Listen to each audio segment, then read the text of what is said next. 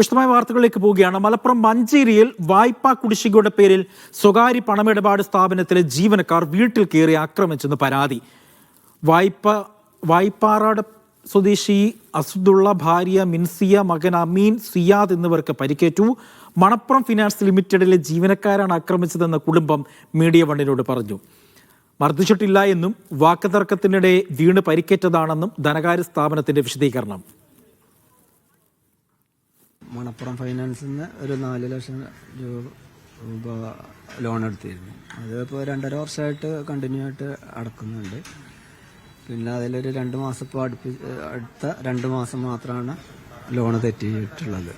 അത് ഒരു മാസത്തിനുള്ളിൽ അടക്കാം, ഒരു 10 ദിവസത്തിനുള്ളിൽ ഒരു മാസത്തെ അടക്കാം, പിന്നെ ബാക്കി അടക്കാമെന്നുള്ളത് ഞാൻ പറഞ്ഞിരുന്നു. പക്ഷെ അതൊന്നുമല്ല. അപ്പോൾ ഇപ്പോൾ ഈ ടൈമിൽ തന്നെ പൈസ വേണമെന്നും പറഞ്ഞുകൊണ്ടാണ് ഉണ്ടാക്കിയത്. ഇപ്പോൾ പ്രശ്നങ്ങൾ ഉണ്ടാക്കുന്നത്.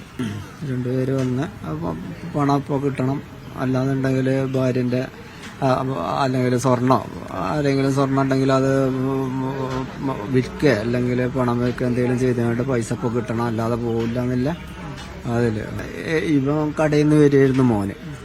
മോന് വരുന്ന വരവിൽ ജംഷീർ കൊടിഞ്ഞുകൊണ്ട് വിവരങ്ങൾ നൽകാനായി. ജംഷീർ, ഈ സ്വകാര്യ പണമിടപാട് സ്ഥാപനത്തിന്റെ ഒരു വിശദീകരണം എന്താണ് ഈ കാര്യത്തിൽ? അജി, ഇന്ന് ഉച്ചയ്ക്കാണ് ഈ സംഭവം ഉണ്ടാകുന്നത്. അതായത് ഇവർ ഈ ധനകാര്യ സ്ഥാപനത്തിൽ നിന്ന് ലോൺ എടുത്തിരുന്നു. കഴിഞ്ഞ 2 വർഷമായി ലോൺ അടച്ചു വരികയാണ്. എന്നാൽ ഈ വരുന്ന 2 മാസം, കഴിഞ്ഞ 2 മാസം പല ബുദ്ധിമുട്ടുകൾ കാരണം ഈ ലോണിന്റെ പണം അടയ്ക്കാൻ കഴിഞ്ഞിരുന്നില്ല.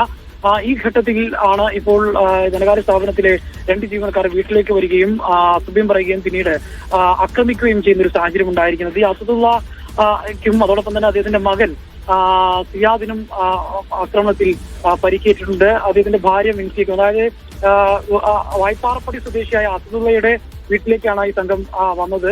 മകൻ സിയാദിനെ ഇവർ ഹെൽമെറ്റ് കൊണ്ട് ആക്രമിക്കുന്നത് തടയാൻ ശ്രമിച്ച അസദുള്ളയെയും മിൻസിയെയും ഈ സംഘം ആക്രമിച്ചു എന്നുള്ളതാണ് പരാതി. ഇവർക്ക് ഈ പയ്യന് സിയാദിന് തലക്ക് പരിക്കേറ്റിട്ടുണ്ട്. അതോടൊപ്പം തന്നെ ഭാര്യ മിൻസിയക്ക് കൈയിന് പരിക്കേറ്റിട്ടുണ്ട്.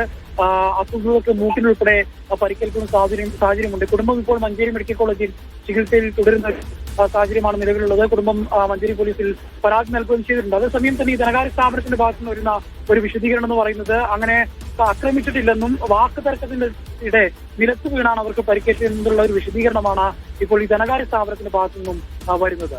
അജി.